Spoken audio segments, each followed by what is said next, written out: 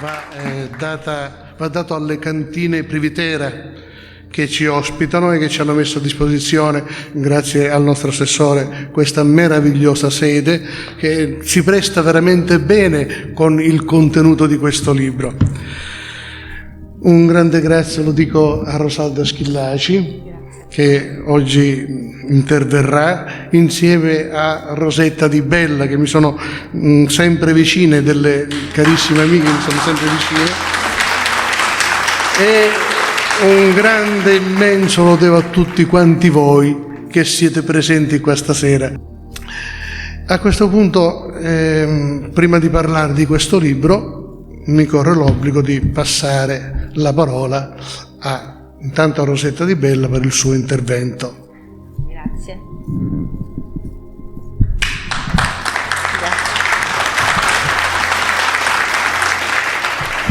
Un'amicizia più che trentennale mi lega al poeta autore di questo libro, protagonista della serata, e sono davvero tanti anni, un lungo percorso durante il quale ho assistito, partecipe e commossa, al progressivo definirsi di un'anima poetica, perché lui, il nostro Ninni Magri, è poeta fino alle midolla, nel cuore, nella mente e nell'anima per l'appunto. È impastato di poesia e amore incondizionato per la nostra terra, la bella Sicilia, a cui ha dato voce con le sue opere, con il suo impegno e fattivamente con il suo agire. Nel panorama culturale contemporaneo un posto di primo piano spetta ad Antonino Magri, Ninni appunto per gli amici, studioso attento e rigoroso della lingua siciliana, della metrica, addirittura inventore di innovative forme metriche, ricercatore appassionato delle tradizioni, degli antichi mestieri, dei modi di dire e di tutto quel bagaglio culturale variegato che ci appartiene, che costituisce la nostra identità, le nostre radici, cosi nostri, insomma. Un filo che ci unisce e contribuisce a fare di noi siciliani un popolo con un senso di appartenenza unico e speciale. Ci si può accostare all'opera di Ninni Magri con la certezza di apprendere. C'è tanto da imparare, senza fare lunghe ricerche, perché lui l'ha fatto già per noi, la ricerca. Lo studio l'ha digerito, assimilato, e attraverso la lettura delle sue opere avviene quella che posso definire una trasfusione poetica e culturale, che non può fare altro che rinvigorirci, dandoci un efficace nutrimento che poi dovremo con gratitudine metabolizzare. C'è molto da imparare anche dalla sua umiltà, che è l'umiltà dei grandi, e dalla sua generosità, la generosità di chi è felice di condividere la sua sapienza, frutto di anni di ininterrotto studio. In quanto alla sua arte, possiamo solo ammirarlo. Vola troppo in alto per tentare di imitarlo. Possiamo prendere esempio, questo sì, dalla sua dedizione, da quel suo essere vero poeta che gli ha permesso di donarci tante opere, un lungo elenco di gemme che impreziosiscono il firmamento della poesia siciliana contemporanea, come ebbe a dire il professore Santi Correnti. Lui è persona schiva che quasi si schermisce quando si decanta il suo valore, ma è proprio il caso che si dica a chiare lettere che sovrasta di gran lunga tanti di quelli che si credono poeti e letterati e che in realtà vendono solo fumo. Ma andiamo a cosi nostri, il bel libro che viene presentato stasera in questo contesto così suggestivo e accogliente. Ciascuno di noi ha la possibilità di tornare a casa portandolo con sé, con la certezza che si farà leggere con interesse, che ci regalerà emozioni, che ci farà fare un tuffo nel passato, regalandoci un po' di nostalgia, che ci farà scoprire tradizioni, antichi mestieri, modi di dire, curiosità e tanto altro, come ad esempio deliziose ricette afrodisiache da accompagnare magari con i vini pregiati di queste cantine, che ci farà sorridere, che ci sorprenderà per il modo con cui la vita che c'è dentro ci coinvolgerà pagina dopo pagina. Io dico che Cosi Nostri è un libro che merita davvero diventare stasera cosa mia, è cosa vostra. Grazie.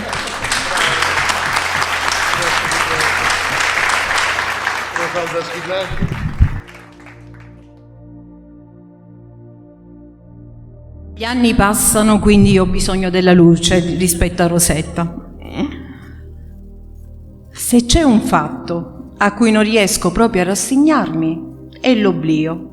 Questo è l'inizio della mia relazione e parlandone con Ninni al telefono abbiamo scoperto che abbiamo usato la stessa parola perché abbiamo lo stesso sentire, oblio. È per questo che leggere i testi di Antonino Magri mi riporta a un benessere coerente, venato da stima, proclive alla gratitudine. È uomo capace di ispirare buone parole, Ninni. Uomo che non mitizza il passato, ma lo racconta con garbo, lo mostra con melodiosa gioia piena di grazia e di profondità. Uomo dalla mente vulcanica, capace di prendersi l'onere di attingere al passato e coinvolgere le persone del suo tempo. Se c'è un fatto a cui non riesco proprio a rassegnarmi è chiudere, smarrire le chiavi di porte costanze e ricche di tesori. Il frastuono del mondo, l'assillo delle incombenze, le paure ataviche che attanagliano e destano malessere. Tutto è sopito, si attenua, se ritorna al ticchettio delle olive che piombano a pioggia nelle reti, fuori da tutto eppure dentro al tutto. Stamattina mentre scrivo piovigina. Sono appena trascorsi i giorni della raccolta e ieri ho celebrato l'olio novello uscito dal frantoio godendone quando l'ho adagiato sul pane caldo, assaporandolo con gusto da un cucchiaio colmo di lenticchie. Buone parole e buoni sapori oggi desidero per l'amico autore Ninni Magri. Parole come frutti di piante centenarie, le ritrovo all'interno di un luogo magico, le cantine Privitera. Ancora armonia e benessere evocati da odore di vino, miele, frutta secca. Il Santo Natale è ormai alle porte, diffonde nell'aria il desiderio irrefrenabile del calore della famiglia, degli affetti sinceri e cari, perché in compagnia di chi ci vuole bene e a cui vogliamo bene, ci si sente sempre a casa. E ritornano le stanze ricche di tesori. Sul ripiano della mensola del camino è il rosso della raccolta della seconda collana del marranzatomo che attira la mia attenzione, un dono che Ninni mi ha fatto. E sfogliando la presentazione dell'opera mi colpiscono queste parole che ben delineano lo spirito di tutti i componenti del cenacolo culturale di cui io mi onoro di fare parte. La presentazione al mondo, consci d'essere una goccia d'acqua nell'oceano in tempesta, e con l'umiltà che viene dalla consapevolezza di poter far ben poco rispetto a quanto occorre. Ma siamo qui, presenti, con quell'orgoglio di figli che danno quanto possono e davanti alla necessità di casa non si tirano indietro. Quello stesso orgoglio che da secoli dignitosamente distingue il nostro popolo. Nessuna boria, nessun pavone o piedistallo o alloro hanno dato vita a questa iniziativa, ma solo il desiderio di rendere un servizio alla nostra amata e martoriata isola. Come poteva andare perduto il contenuto di un periodico bimestrale, vero fiore all'occhiello di un servizio culturale senza scopo di lucro, e sottolineo senza scopo di lucro? Riprendo ancora le parole, che ha toccato il cuore a tantissimi conterranei sparsi per il mondo, destando in loro un sorriso, un sollievo, una speranza, il ricordo di un affetto, di un amore, di un luogo caro lontano, un fremito d'animo, un sospiro, ha portato una ventata di sicilianità di questa nostra meravigliosa e incomparabile terra. Su questo periodico, il cui motto è racchiuso in Damu Vuci alla Sicilia, tante le perle preziose, firme prestigiose come Santi Correnti, Renzino Barbera, Francesco Sciuto, Rosetta Di Bella. solo per citarne alcuni, ma l'elenco è lungo. La paternità della rivelazione dell'inedito carteggio delle lettere d'amore intercorse dal 1909 al 1914 tra il grande Federico De Roberto e la sua amante Pia Vigada, donna romana sposata, Val Marranzatomo, il merito e il pregio di averle pubblicati per primi. Ma come non citare i nomi dei soci fondatori dell'associazione Marranzatomo? Antonino Magri, Elena Amore, Salvatore Caruso. Io purtroppo non ho partecipato in quegli anni, ma ne sento raccontare tanto e ne sono felice.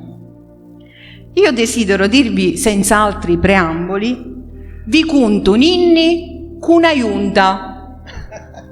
Vi aggiungo solo carissimo ninni e giustifico l'aggettivo per sottolineare la carica affettiva che ho verso l'uomo amico e l'autore.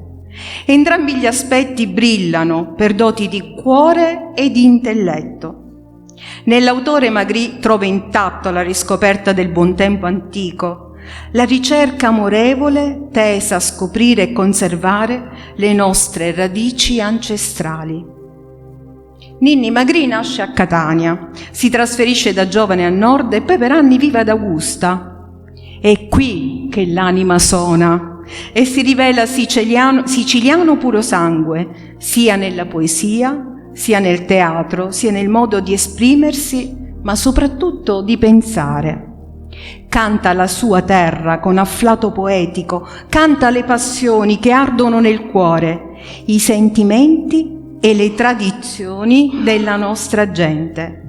I suoi versi gentili e sottili, intrisi di un'accorata malinconia, si impastano nell'humus primordiale della terra di Sicilia, diventano un condensato di saggezza atavica dentro cui si annidano semi romantici e spigolature. Avrei tanto da dire, ma non voglio dilungarmi. Dico soltanto che alcuni critici dicono di lui che è uno tra gli scrittori siciliani ortograficamente più preparati e qualificati, dove la sua voce poetica sommessa, misurata, lenta nel ritmo e nel tono, diventa preziosa nella sua saggezza. E così senza livore, con gentilezza, mi riallaccio alle parole di Rosetta. Antonino Magri, con squisite capacità di sintesi, è cultore e padrone assoluto della sua amatissima lingua siciliana, ma è anche attivissimo divulgatore, ricercatore attento e generoso. Ha stupito con la capacità di piegare il verso al suo volere con una naturalezza straordinaria, passando da una struttura metrica all'altra, dal sonetto alle quartine, dalle terzine dantesche all'ottava, dalle sestine alla canzone, inventando addirittura forme metriche nuove, come le quartine a rima incatenata. Tutti portiamo la Sicilia nel cuore, ma qualcuno più di altri ha orizzonti e fuochi di vulcani. E nella declinazione poetica di significati profondi, di case con il senso della squisitezza letteraria, abita il nostro Ninni Magri. La poesia e la prosa, e non solo, rievocano, affondano radici profonde nelle tradizioni e nelle passioni derivanti dall'attaccamento ai profumi di zagara e sprona a chiudere gli occhi nel nutrimento del silenzio. La poesia di Antonino Magri, la cultura di Antonino Magri, è uno scrigno concentrato che nel rispetto della compiutezza sintattica si articola con suono e senso nel tessuto connettivo dell'anima e si schiude a stimoli evolutivi. Cosi nostri, uso la stessa parola, è un filo, continua, che salva dall'oblio, uno strumento di consultazione e di lettura, promemoria per molti, fonte di nuove scoperte per altri. È un'opera senza precedenti, destinata a un tavolo da lavoro, al comodino, allo scaffale di una libreria o di una mensola da cucina, perché contiene anche tante buonissime ricette. Nei ricordi personali riporta parole, motti, filastrocche, modi di dire, sapori, odori, che sostano, passeggiano, parlano e respirano dentro chi ha il piacere di leggerlo. Un'opera di vigore e rigore, approntata e curata con impegno certosino, ed è per questo che merita di essere letta, comprata per sé e donata a chi si ama, perché la parola oblio non sia più dimenticanza, ma l'abbandonarsi e non abbandono, ha una sfumatura di intensa dolcezza.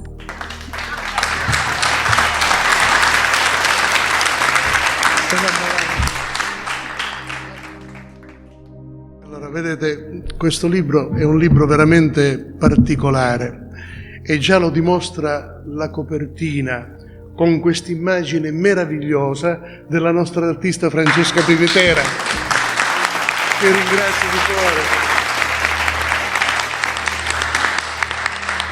Io quando l'ho vista me ne sono innamorato subito e ho detto: questa è la copertina di questo libro, perché si adatta perfettamente al contenuto. Grazie Francesca. Allora io vorrei partire un pochettino da lontano.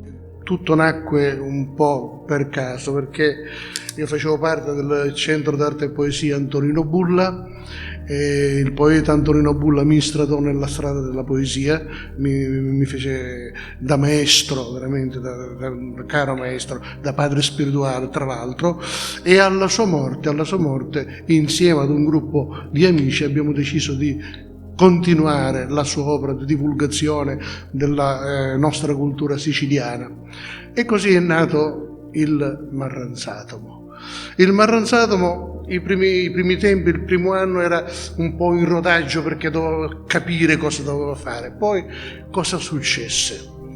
Successe qualcosa di particolare. Come voi ben sapete, gli anni 80 e gli anni 90 furono gli anni delle stragi mafiose, soprattutto nel 92, ce lo ricordiamo perché fu il periodo in cui uccisero il giudice Falcone, il giudice Borsellino, gli uomini della scorta, prima avevano ucciso un altro grande uomo che era Libero Grassi, e tanti altri prima di lui, ma questi tre, Libero Grassi, Falcone e Borsellino, sono quelli che poi diedero veramente l'input alla Sicilia per cambiare pagina, voltare pagina. Bene, in quegli anni, nel 92, noi eravamo appena nati come associazione culturale, siamo nati nel 91, in quegli anni, nel 92, la Sicilia era presentata al mondo intero solo dai media, solo ed esclusivamente come terra di mafia. Noi eravamo siciliano uguale mafioso, era soltanto questo, al che sentivo dentro che il sangue mi si ribolliva. La Sicilia non è questo. E allora ci siamo riuniti in consiglio e abbiamo deciso di creare uno strumento di divulgazione del meglio della Sicilia di ieri e del meglio della Sicilia di oggi. Praticamente un organo di stampa che si contrapponesse a quella unilaterale immagine, dimostrando che la Sicilia non è solo terra di mafia, ma è soprattutto terra di cultura, culla di grandi uomini, grandissimi uomini, e terra di eventi che hanno contribuito incisivamente allo sviluppo della civiltà europea. Questa è la Sicilia, è una grande terra. Quindi mi faceva veramente male quella affermazione Sicilia uguale terra di mafia. Così nacque una rivista, la rivista che portò il nome dell'associazione, della nostra sezione, Marranzatomo. Bene, quella rivista prima fu diffusa in 3.000 scuole siciliane e molte delle scuole siciliane la adottarono come strumento per insegnare la nostra cultura regionale, quindi uno strumento didattico, e questo a noi fece veramente molto onore. Poi si diffuse in tutto il continente ed infine in tutto il mondo, almeno in ben 28 nazioni estere. Ed abbiamo lettere che ci sono arrivate dalla Cina, dal Giappone, dal Texas, dalla biblioteca di Cuba, dall'Inghilterra, dalla Germania, dalla Francia, dall'Australia, veramente un po' da tutto il un po' da tutto il mondo abbiamo diffuso questa rivista che conteneva veramente il cuore della nostra Sicilia, il cuore della nostra terra. In questa rivista qua, perché chiaramente c'erano personaggi veramente famosi che scrivevano, c'era il nostro professore Santi Correnti che dirigeva alcune rubriche della rivista, c'era Giovanni Pasqualino, c'era, che vi posso dire, il professore Giovanni Garragos del Verghiano che scriveva per noi, e c'erano comunque tantissime firme prestigiose, e questa rivista coglieva veramente il meglio perché passava da ben 2 commissioni. Una commissione interna, che era la commissione dell'associazione, e poi la commissione editoriale che fu consegnata all'editore Greco, le edizioni Greco di Catania, Tuccio Greco. Va bene? Quindi veramente tutto quello che c'era in quella rivista era oro colato, era tutto strettamente selezionato. In questa lista c'erano tantissimi argomenti della nostra terra, tra cui anche alcuni argomenti che raffiguravano le nostre tradizioni, i mestieri antichi, le ricette dei nostri nonni, va bene, che vi posso dire, i giochi della nostra infanzia. Adesso questi qua ve li elencherò. E questi praticamente argomenti furono curati da alcuni carissimi amici. Uno, per quanto riguarda i mestieri antichi, fu curato da Salvatore Caruso. Salvatore Caruso praticamente, l'altro fu curato dalla nostra Elena Amore, i detti, i motti, tutte queste cose. Altre riviste furono curate da Giuseppe Ladelfa, quanto riguarda i proverbi. Altre riviste ancora furono riviste, altre sezioni della rivista furono curate da Fulvio Bonifacio, altre ancora da Mario Sciacca. Per quanto riguarda Dette e Motti, gli araldi, sì, ce n'erano tante, anche l'araldica c'era addirittura, e fummo i primi al mondo a scoprire, veramente al mondo, a scoprire le lettere segrete tra Federico De Roberto e Pia Vigata, una sua amante di Roma. Veramente un epistolario meraviglioso, e noi lo pubblicammo. Dopo qualche anno lo scoprì la professoressa Muscarà, va bene, non sapendo che noi già da 2 anni che lo pubblicavamo, quindi poi abbiamo chiarito questa cosa qua. Però diciamo è stato veramente un cavallo di battaglia il nostro, perché noi riteniamo. Allora, diciamo che questi argomenti che venivano trattati arrivavano al Marranzato ma allo stato grezzo, ossia gli amici, i cari amici, praticamente davano l'input, ad esempio per i mestieri antichi. Salvatore Caruso mi spiegava com'era il mestiere antico, giusto, come si formulava, me li scriveva, e io poi tutto quello che arrivava poi passava alla mia selezione, perché come responsabile dovevo poi renderlo, diciamo, fruibile ai lettori. Esatto, dovevo renderlo bello agli occhi del lettore. Quindi molti di questi adesso ne sentiremo qualcuno, molti di questi argomenti, come ad esempio i mestieri antichi, sono chiaramente romanzati. Ecco, è una specie di raccontini che raccontavano questi, adesso lo sentiremo. Quindi diciamo, per questo nel libro Marranzato sono state messe le firme, giustamente, di coloro che portavano questi elaborati qua, che poi a un certo punto a me toccava il compito, questo diamante grezzo toccava il compito di raffinarlo e creare un prezioso gioiello. Va bene? Questo libro Cose Nostre nasce per riportare alla luce, dopo quasi 30 anni da quell'esperienza, perché cominciamo nel 92, dopo quasi 30 anni da quell'esperienza, io non volevo che queste cose cadessero nell'oblio, almeno le nostre tradizioni, la peculiarità della nostra terra, va bene? Non volevo che cadessero nell'oblio, quindi le ho riprese Le ho racchiuse in questo libro alcune di esse, ho aggiunto diverse cose nuove anche da mettere nel libro e chiaramente ho creato qualcosa che può essere veramente, a parte un regalo di Natale, va bene, ma può essere qualcosa di bello da leggere, Si divide in diverse sezioni.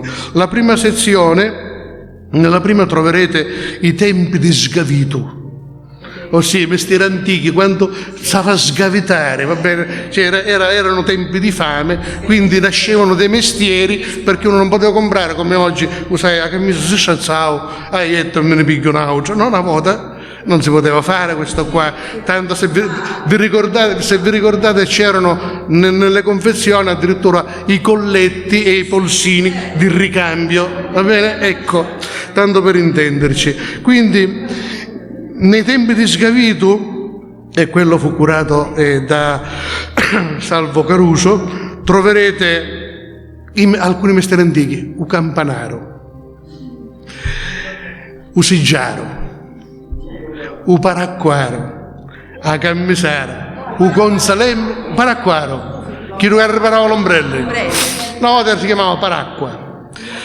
u consalemmi e u lampionaro. Poi nella seconda parte, u piccannenti, troverete alcuni giochi che noi facevamo da fanciulli, giochi che ormai si sono quasi persi nella notte dei tempi. Ricordiamo noi un pochettino più grandetti di quando... Cosa? Che cosa? Giochi. Cuppicca o nenti, con poco o niente noi giocavamo e ci divertivamo un mondo. Nella terza parte, sempre fu questa qua presentata dalla nostra Elena More, troverete le rizzette delle nanni.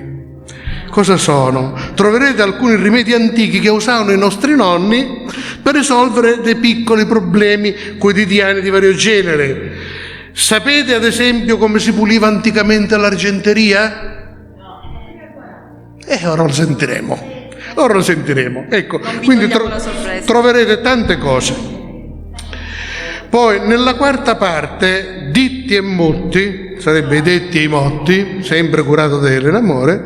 Questo qua era gli antichi detti e motti del nostro popolo e la loro origine. Di unni veni, che posso dire soffro sogno, poi lo leggerai dopo questo qua. Ecco, da dove viene questo detto, soffro sogno? Andremo all'origine, andremo a scoprire come è nato questo, va bene?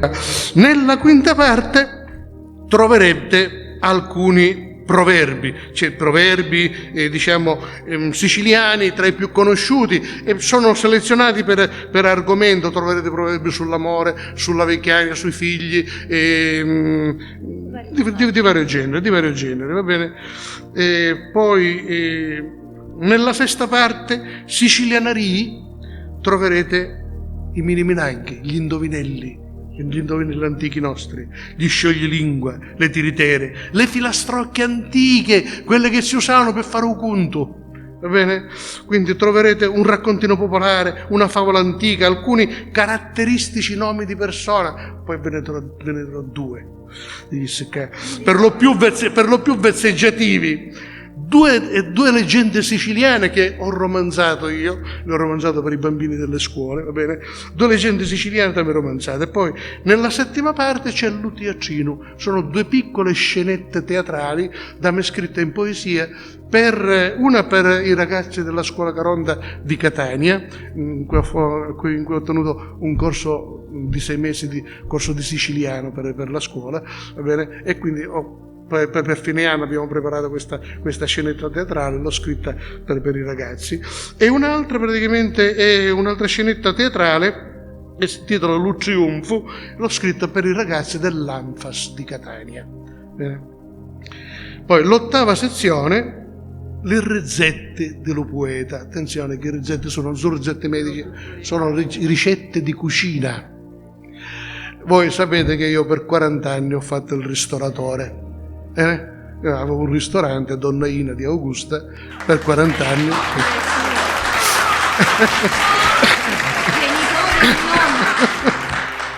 Quindi chiaramente mi sono sbizzarrito nelle ricette che preparavamo per noi e ricette proprio peculiari di quel posto lì. Quindi troverete queste ricette nei minimi dettagli e sono collaudate, sono veramente una leccornia. Credetemi, sono una ventina di ricette ho messo. Bene, e queste ricette finiscono con la ricetta stessa, sì, con la ricetta stessa in poesia. Allora, avrei potuto certamente aggiungere moltissime altre cose, tantissimi altri argomenti o ampliare quelli già presenti, ma non volevo fare di questo libro un mattone, quindi ho preferito lasciarlo nella sua sobria e leggera frivolezza, presentando comunque al lettore uno spaccato della nostra antica e saggia cultura popolare siciliana. Adesso mi sembra doveroso sentire alcuni brani, almeno diciamo uno per passaggio, rapidi, di quello che contiene il libro. L'usigiaro, quello che aggiustava le sedie anticamente. Oggi si ettono, si accattano, no? Si aggiustava. Cecè era un tipo schizzoso. Iddu si furriava un quartiere allo giorno cercando quella seggia rotta da abbassare. E per fare fassa fanniava: acqua vi seggi corrotto panaro, datemi seggi che sogno seggiaro. E porta dopo porta ripeteva sta litania: Don Cecè, datemi aiuto che mi si rompio lo tammuro. Cecè s'allisciava lo mustazzo e sorridendo malizia per malizia rispondeva: donna Concetta, non si preoccupa che ora ce lo faccio nuovo. E si passava così la giornata allegramente raccogliendo quando più seggi poteva e caricandolo dallo suo carrettello. Quando lo carretto era chino, tornava alla sua casa e dava le seggi alla moglie. Già, perché lo vero seggiaro era la moglie. Donna Chiara, Idra li pigliava, li metteva in fila e cominciava a darsi verso. Di dire la maniera lo filo di zammara e la cira con la quale l'incirava era una cosa di fare furriare l'occhio. Prima spagliava lo tammuro, poi puliziava lo lingua, incudrava, canciava le stecche rotte. Dopo, un taragnone di sotto dello tammuro cantava con chiovo la punta azzeccata di un filo di zammara o di raffio o d'altro a secondo li seggi e tirandolo lo incezzava, lo incuduriava, lo teneva, lo incirava, lo stirava e lo ripassava in taluterale della seggia fino a darci allo tammuro lo disegno che voleva. Era brava donna Chiara, ce n'erano picca come Idra, vera pasta antica. L'undomani Cecè caricava le seggi pronte dallo suo carrettello e passava alla consegna. Dopo canciava quartieri, ma la musica restava sempre la stessa. Acqua vi seggi corrotto panaro, datemi seggi che sogno seggiaro. E a così fece per tutta la sua vita, da chiddo che era un mistero da altri tempi, quando le seggi non si canciavano, ma si abbassavano. Misteri di lì tempi di sgavito. Ecco. Ora passiamo ai giochi e do la parola a Rosetta Di Bella. Sentiamo un gioco antico. Pugno a cudugno, amara a cucciudugno, ciudugno a me mugheri che è figlia di cavaleri. E facendo circolo di 8, 10 o magari più carusi, uno a sorte nisceva fora e si metteva a correre a giro alle spalle di carusi, che formavano lo circolo, ripetendo la litania.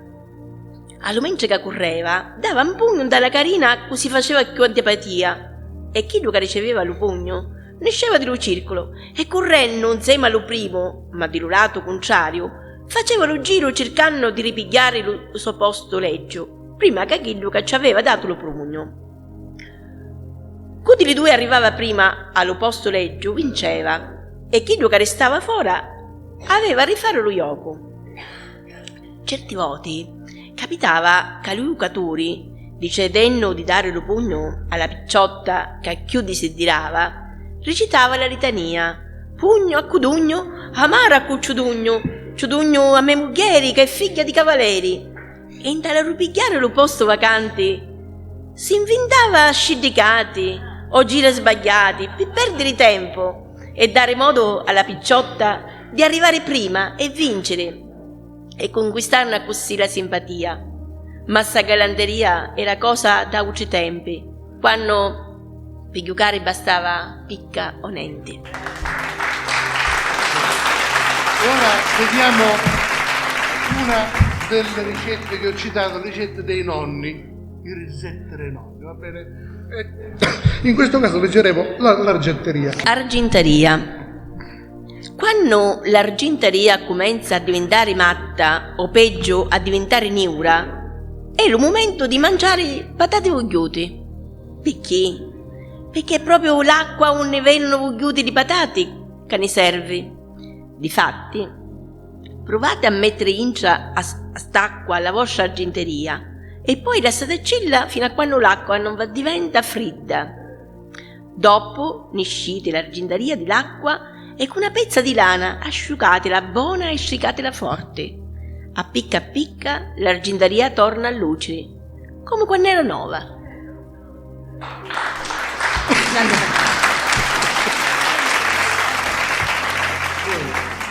Abbiamo parlato anche dei detti e morti. Vediamo come nasce Suffuru Sugno. Sto detto antico siciliano, che vuol dire non parro, venne di st'antico conto di popolo. Tanto tempo fa campava a Catania un pureddo, che siccome non si sapeva sentire con i suoi vicini, per evitare scerri, decidiò di rasigni a Palagonia a cercare il travaglio. A così si mise l'anima in pace e ha cominciato a camminare verso la sua meta. Dopo tanti ore di cammino, stanco, incontrò un carrettere che portava un carretto tirato di un cavallo smiciaciato e pelle e ossa e ci ha domandato: amico, quanto ci vuole per arrivare a Palagonia? Lo carrettere non ci ha risposto. Lo poveretto si fece scuro dalla faccia, e tanno lastime e continuano a camminare per la sosciata. Dopo una para di minuti, lo carrettere lo chiamò e ci disse: amico, a un'ora di notte arrivate a Palagonia. E non me lo potevo dire prima.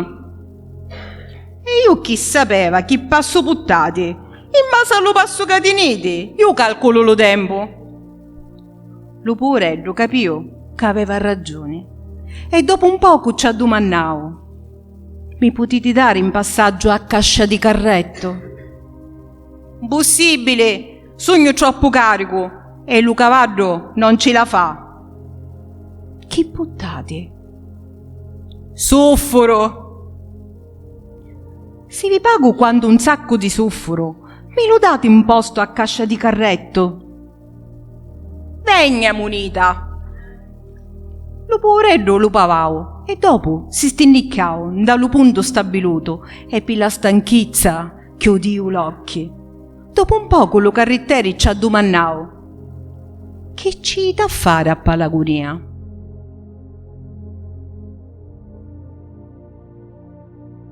N'avete conoscenti nel tuo paese? Oh, con voi parlo, che siete intronato? Amico, sofforo sogno, per sofforo vi pavaio e per sofforo mi avete a portare.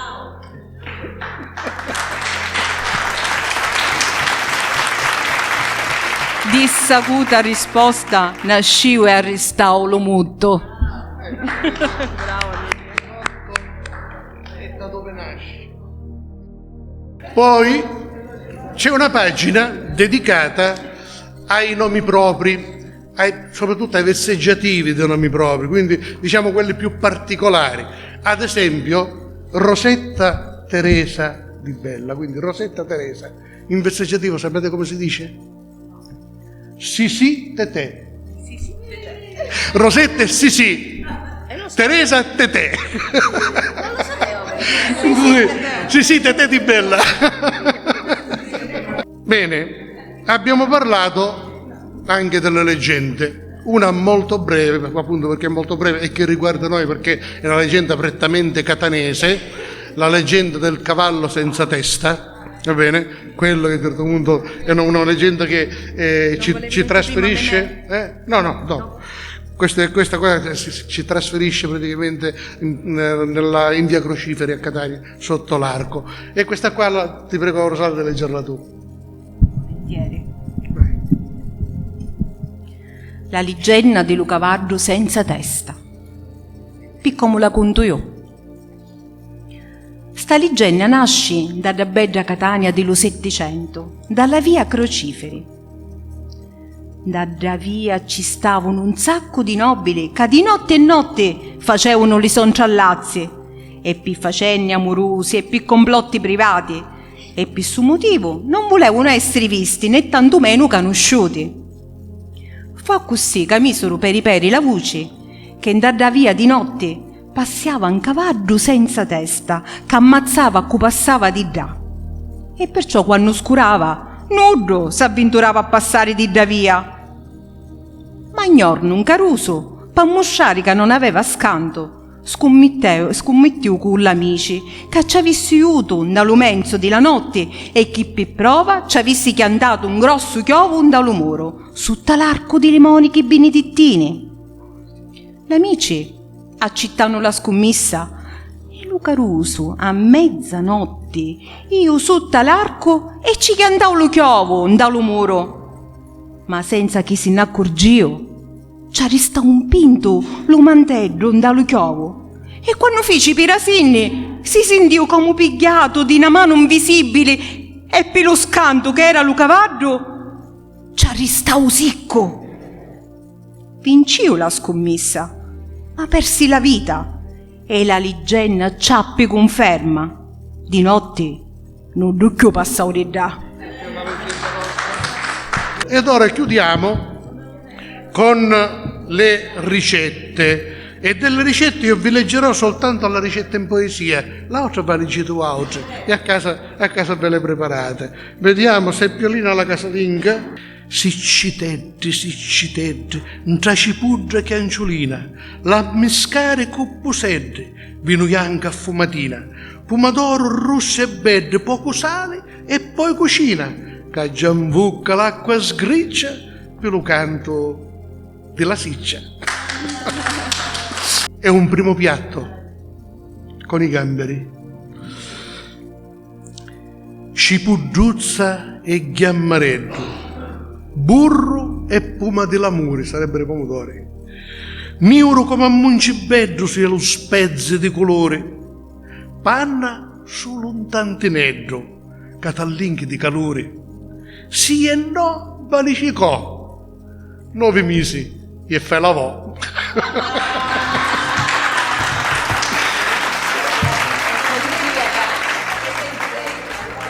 Vi invito, se volete, mentre approfittiamo, siamo nelle cantine Privitera, ad acquistare un po' di cose nelle cantine Privitera. C'è del vino che è meraviglioso, un olio d'oliva che è buonissimo, veramente, miele che è superlativo e tanti altri prodotti. Approfittatene mentre siete qua, se volete acquistare qualcosa per poterla fare. E nel ringraziarvi di saluto e ve le do dopo, ma nel ringraziarvi tutti per la vostra presenza e per aver avuto la pazienza di ascoltarci, va bene, voglio... Prego, certo.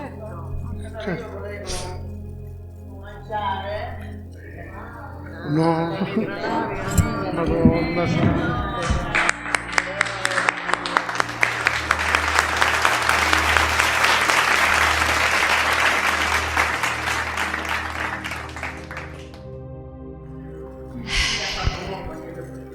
Buonasera a tutti.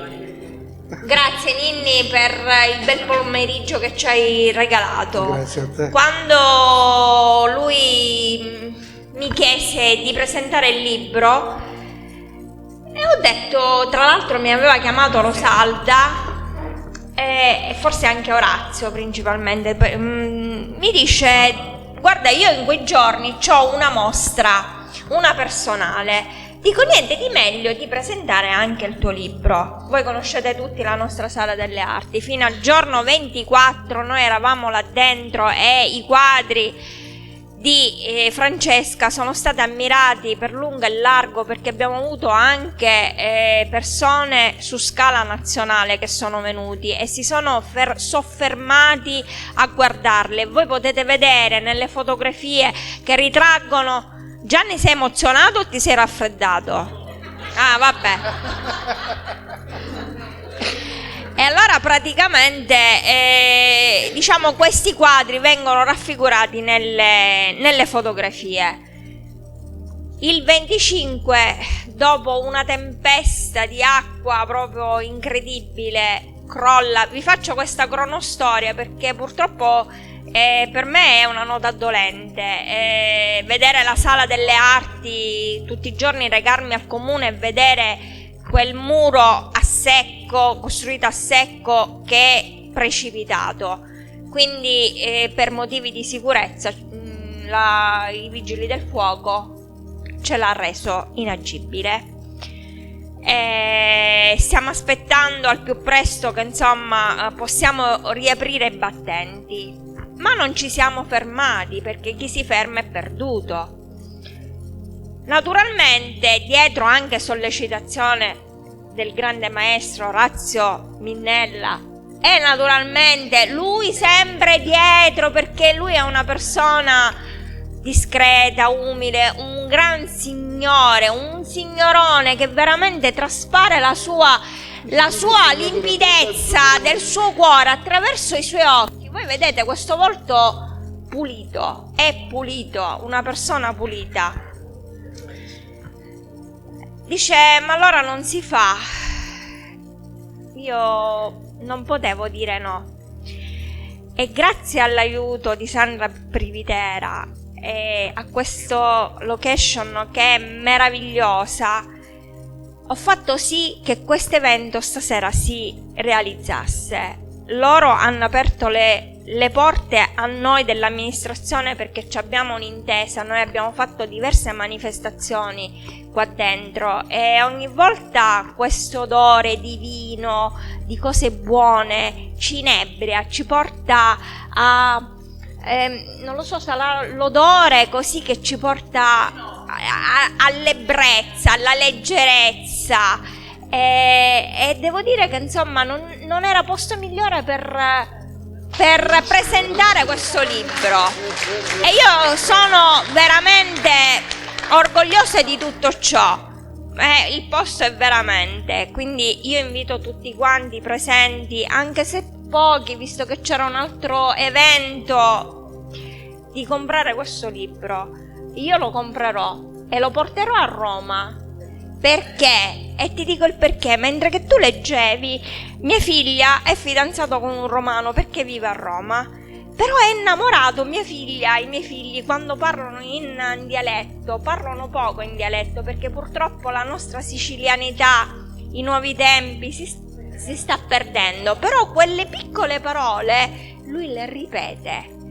È un romano e li ripete, quindi ho detto nella mia testa, ma non c'è niente di meglio di portare anche questo libro, perché gli piace anche la cucina, quindi diciamo che insomma accosta tutto, è completo questo libro, quindi veramente Ninni, che dirti, un regalo veramente che possiamo fare tutti, e ben lieti di portare avanti la figura di Ninni Magri, un poeta veramente completo veramente.